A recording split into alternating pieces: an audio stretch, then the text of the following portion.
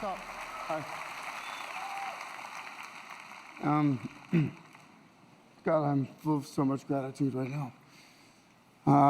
And I do not feel elevated above any of my fellow nominees or anyone in this room because we share the same love, the love of film, and this form of expression has given me the most extraordinary life.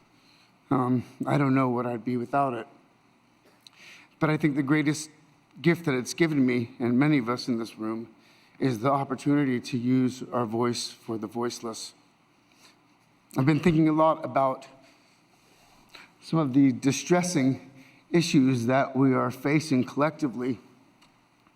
And I think at times we feel, or we're made to feel, that we champion different causes. But for me, I see commonality.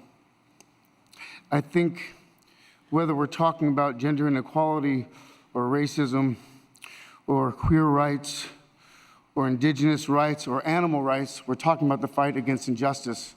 We're talking about the fight against the belief that one nation, one people, one race, one gender, or one species has the right to dominate, control, and use and exploit another with impunity. I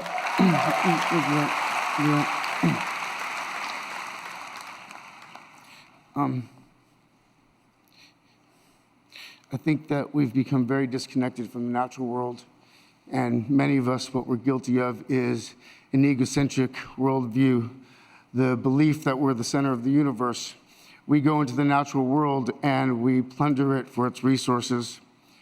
We feel entitled to artificially inseminate a cow, and when she gives birth, we steal her baby, even though her cries of anguish are unmistakable. And then we take her milk that's intended for a calf, and we put it in our coffee and our cereal. And I think we fear the idea of personal change because we think that we have to sacrifice something to give something up. But human beings at our best are so inventive and creative and ingenious. And I think that when we use love and compassion as our guiding principles, we can create, develop, and implement systems of change that are beneficial to all sentient beings and to the environment. Now, I've been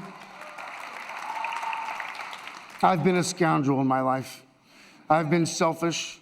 I've been cruel at times, hard to work with, and ungrateful. But so many of you in this room have given me a second chance. And I think that's when we're at our best, when we support each other, not when we cancel each other out for past mistakes, but when we help each other to grow, when we educate each other, when we guide each other towards redemption. That is the best of humanity.